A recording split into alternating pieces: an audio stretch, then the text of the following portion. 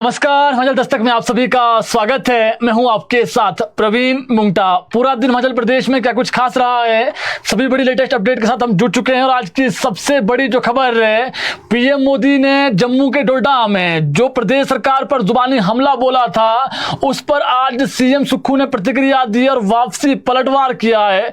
और क्या बड़ी बात कही है आपको बताएंगे। और सीएम सुक्खू ने आज लेट सैलरी को लेकर भी खुलासा किया कि क्यों सैलरी लेट की है, उसकी वजह क्या थी और प्रदेश में मौजूदा स्थिति क्या है। और सीएम सुक्खू ने आरोप भी लगाए हैं कि जो प्रदेश के भाजपा के नेता है वो प्रधानमंत्री तक गलत फीडबैक भेज रहे हैं, ये भी उन्होंने कहा है। संक्षेप में बताएंगे। और कल से फिर से डीए एरियर पर मोर्चा खुलने वाला है और कर्मचारियों ने ऐलान कर दिया है कि एक बार जो लड़ाई आपने देखी किस प्रकार से, जो आपने सेक्रेटरीट में देखा, डीए एरियर को लेकर के मोर्चा खोला था कर्मचारियों ने। उसके बाद विधानसभा का सत्र आ गया था। फिर थोड़ा सा जो है वो उन्होंने ये कहा था कि हम जब तक विधानसभा सत्र होगा तब तक काले बिल लगाकर प्रोटेस्ट करेंगे, एक सांकेतिक जो है वो प्रोटेस्ट करेंगे। लेकिन अब कल से क्या होगा वो भी बताएंगे आपको। और भी महत्वपूर्ण खबरें हैं, संक्षेप में हर खबर की जानकारी आप तक हम देंगे। सबसे बड़ी खबर, पीएम मोदी के आरोपों पर सीएम सुक्खू ने वापसी पलटवार किया है। मुख्यमंत्री सुखविंदर सिंह सुक्खू ने हिमाचल में आई आपदा को लेकर चिंता भी जाहिर की। साथ ही उन्होंने राज्य में सैलरी के मामले को लेकर के भी आज स्पष्टीकरण दिया है। इसके अलावा उन्होंने कहा, हिमाचल में जब आपदा आई तो केंद्र सरकार की तरफ से कोई मदद नहीं मिली। एक बार फिर से सीएम सुक्खू ने आज ये बात कही है कि केंद्र से कोई मदद नहीं मिली है।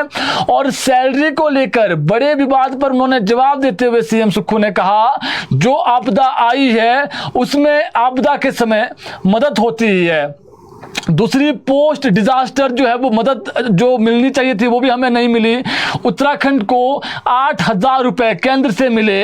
अगर केंद्र सरकार वो पैसा हमें भी जारी कर देती जो हमारा हक है, तो फिर हमारा जो राज्य है वो समृद्ध राज्य बनता और हमें दिक्कत नहीं होती। इसके अलावा आज सीएम सुक्खू ने एक और बड़ी बात कही है कि 18,000 करोड़ हमारा केंद्र सरकार के पास फंसा हुआ है। उन्होंने कहा, सरकार के दो भाग होते हैं, उसमें एक भाग को पहली तारीख को सैलरी मिल गई। हमने सैलरी का नया फॉर्मूला निकाला कि लोन न लेकर टैक्स से सैलरी दी जाए। उसमें सबसे पहले हमने कहा कि सरकार में जो लोग होते हैं सबसे पहले नैतिकता की जिम्मेदारी उन्हीं की होती है। हमने सैलरी 4 दिन लेट देकर 3 करोड़ रुपए का जो लोन का इंटरेस्ट बनता है, जो हम लोन लेते थे, वो हमारा बचा है। यानी सीएम सुक्खू ने जो वापसी फीडबैक दिया है कि हमने जो सैलरी लेट की है उसकी वजह ये थी कि हम जो क्योंकि जो है वो सैलरी तो 1 तारीख को देनी होती थी, हम जो है वो फिर लोन लेते थे और लोन के चक्कर में जो है वो 3 करोड़ रुपए हमें जो है वो इंटरेस्ट देना पड़ता था, लोन का इंटरेस्ट, वो हमने नहीं दिया। इसके अलावा संजौली मस्जिद विवाद पर भी आज सीएम सुक्खू ने बड़ी बात कही है। उन्होंने कहा, हिमाचल में सौहार्दपूर्ण वातावरण है। मस्जिद निर्माण हमारे समय नहीं बल्कि जब जयराम ठाकुर सीएम थे तब से शुरू हुआ है। हम तो हिमाचल में सौहार्दपूर्ण माहौल बनाने की तरफ जो है वो कार्य कर रहे हैं। सीएम सुक्खू ने कहा, ऐसा देश में पहली बार हुआ है कि मुस्लिम समुदाय के लोगों ने नगर निगम आयुक्त के पास खुद जाकर जो अवैध हैं उसे तोड़ने की बात कही है। उसे हम खुद तोड़ देंगे। यह हिंदुस्तान में पहली बार ऐसा हुआ है। एक उदाहरण भी सेट हुआ है जो दूसरों के लिए भी मिसाल बना है। उन्होंने कहा कि कुछ लोग जो माहौल खराब करना चाहते हैं, ये जो मुद्दा है ये मुद्दा अवैध निर्माण का था, लेकिन इसको सांप्रदायिक जो रूप है वो दिया जा रहा है।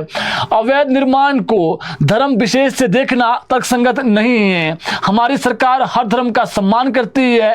कानून के मुताबिक जो भी निर्णय होगा उसको अक्षरशः सरकार भी लागू करेगी। कानून सबके लिए एक समान है। सीएम ने कहा, हमारा प्रदेश प्रदर्शनों वाला प्रदेश है, यहाँ प्रदर्शन होते रहते हैं। आपने ऐसा जो हल्का बल प्रयोग कभी नहीं देखा होगा जिसमें पुलिस वाले अधिक घायल हो गए और प्रदर्शनकारी कम घायल हुए हैं। सीएम ने कहा कि लोकतांत्रिक तरीके से अपनी बात रखने का अधिकार सभी को है, लेकिन जिस तरीके से वहां पर माहौल बना उसमें हल्का बल प्रयोग किया गया, उसके चलते थोड़ी चोटें जरूर आई होगी। वहीं सीएम ने जो है वो विपक्ष पर भी आरोप लगाया है। हिमाचल प्रदेश की मौजूदा सरकार जो विपक्ष कह रहा है, देखिए अब विपक्ष पर क्या बड़ी बात कही है। हिमाचल प्रदेश की मौजूदा सरकार दोस्त और परिवार की सरकार है, ये जो है वो भाजपा कहती है, विपक्ष कहता है। इस पर आज सीएम सुक्खू ने जो है वो अपनी बात रखी है।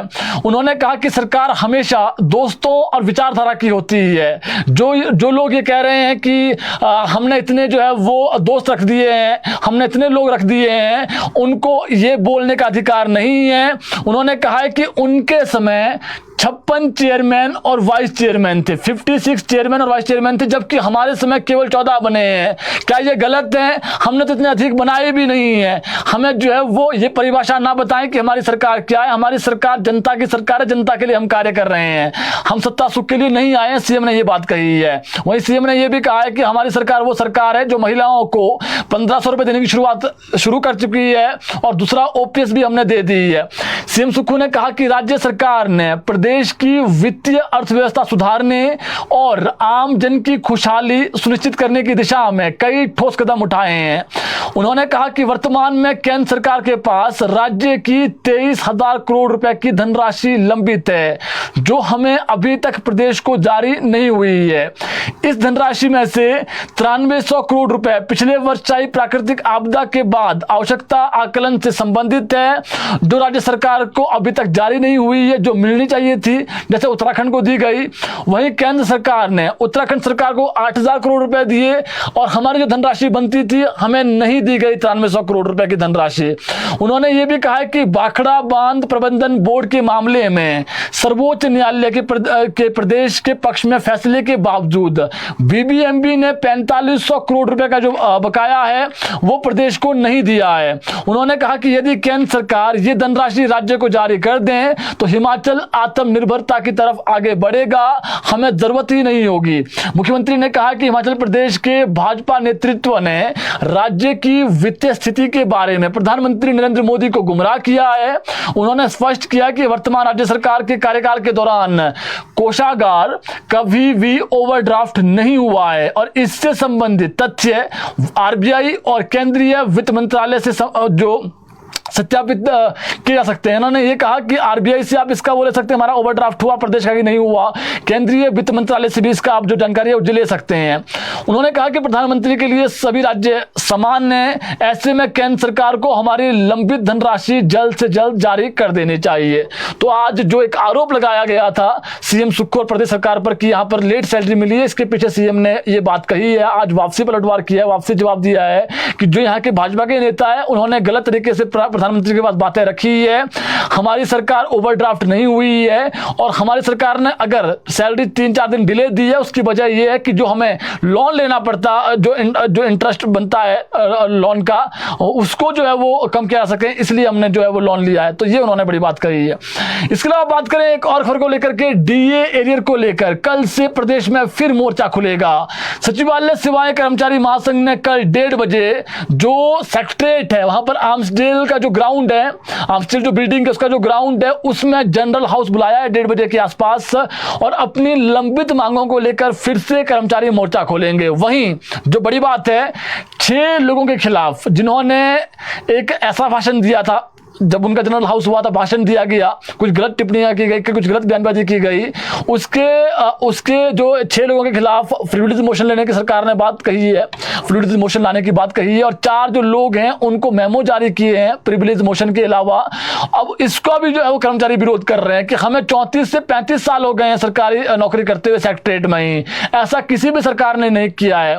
इसमें शांता कुमार का उन्होंने जिक्र किया है, और वीरभद्र सिंह का जिक्र किया है, और इसके अलावा धूमल का जिक्र किया, प्रेम कुमार धूमल का, और जयराम ठाकुर का जिक्र किया। ऐसा कभी नहीं हुआ, पहली बार किसी कर्मचारी, किन्हीं कर्मचारियों के लिए जो है वो जो कर्मचारी नेता है उनके लिए प्रिविलेज मोशन लाया गया है। ये तर्कसंगत नहीं है। और कर्मचारी नेता संजीव शर्मा से जो आज हमने बातचीत की है, उन्होंने कहा है कि हम अपने हकों की लड़ाई लड़ रहे हैं, हम सिर्फ और सिर्फ अपना हक मांग रहे हैं, और ये सिर्फ हमारी ही बात नहीं है। जो डीए है वो प्रदेश के 2 लाख से अधिक कर्मचारियों को नहीं मिला है, और जो एरियर हैं वो भी नहीं मिला है। इसके अलावा जो कर्मचारियों का जो पेंशनर हैं उनका जो डीए बनता है, उनका जो एरियर बनता है वो भी नहीं मिला है। हम जो कर्मचारी हित की बात है उसके लिए आखिरी दम तक लड़ते रहेंगे, चाहे सरकार जो है वो चाहे हमें जेल ही क्यों ना जाना पड़े। उन्होंने कहा कि अगर सरकार ये कहना चाह रही है प्रिविलेज मोशन ला करके कि हमें जो है वो जेल में डाला जाएगा, तो उससे पहले अगर वो करना चाहती है तो कर दें, लेकिन हम अपनी जो बातें हैं, कर्मचारियों की जो बातें हैं वो आगे रखेंगे। इसके अलावा बात करें एक और खबर को लेकर के, सोलन शहर में आज जमकर बवाल हुआ है।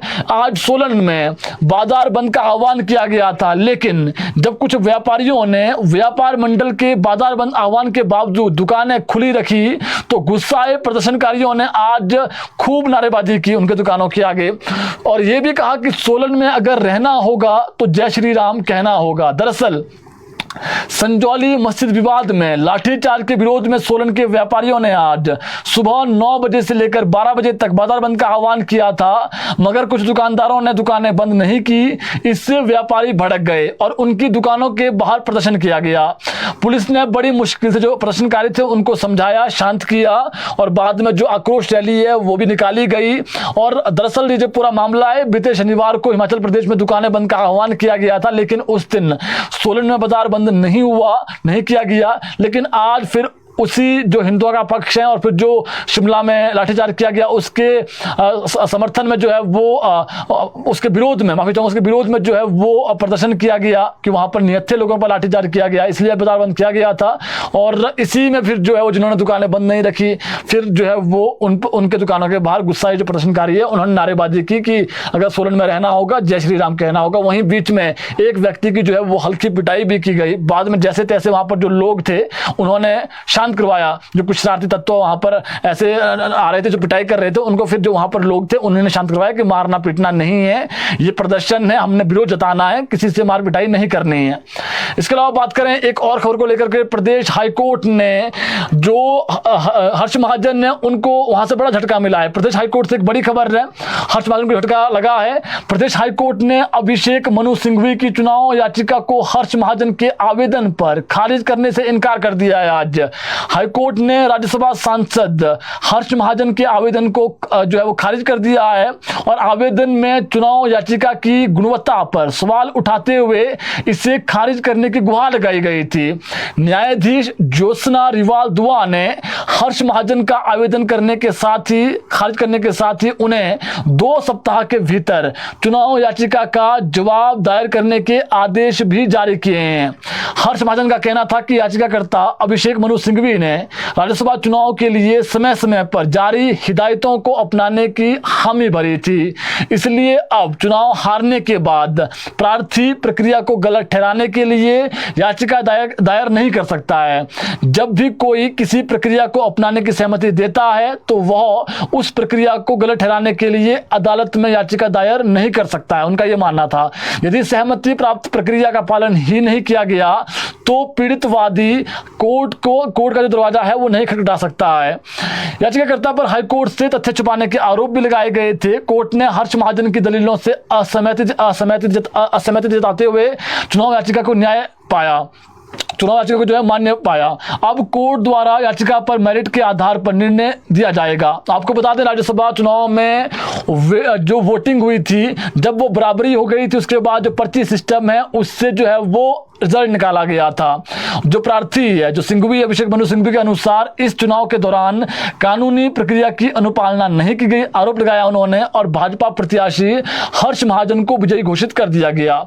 जिसकी पर्ची निकाली उसको हारा हुआ घोषित किया गया, जबकि चुनाव नतीजों में किसी प्रत्याशी को हारा हुआ घोषित करने का कोई नियम नहीं है। यानी उन्होंने ये कहा है कि जो पर्ची ऊपर निकाली गई वो पर्ची मेरी थी, जो पर्ची ऊपर निकली उसको हारा हुआ करार दिया गया, जो नीचे पर्ची थी उसी के अंदर वो विजयी घोषित कर दिया। यानी उन्होंने इस नियम को जो है वो चैलेंज किया है। अब इसी मामले में 2 सप्ताह के भीतर अब आपको मैंने बता दिया है पूरी खबर। इसके अलावा बात करें एक और खबर को लेकर के, डिप्टी सीएम मुकेश अग्निहोत्री ने सराय दौरे पर पूर्व सीएम जयराम ठाकुर पर आज तंज कसा है। थुनाग में उप मुख्यमंत्री जनसभा को संबोधित कर रहे थे।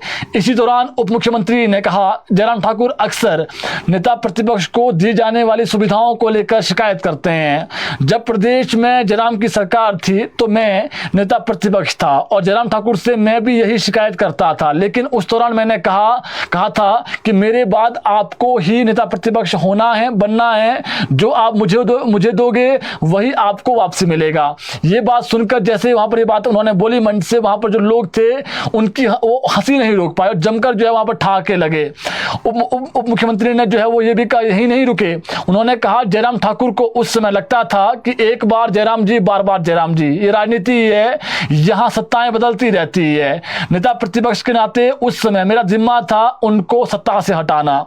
हमने अपनी योग्यताओं का इस्तेमाल किया और आज प्रदेश में कांग्रेस की सरकार है। उप मुख्यमंत्री ने कहा जयराम ठाकुर केवल उनके राजनीतिक विरोधी ही है, उनके साथ कोई निजी दुश्मनी नहीं है, लेकिन सत्ता में रहते हुए जयराम ठाकुर ने जो फसल बोई थी वह आज उसी फसल को काट रहे हैं।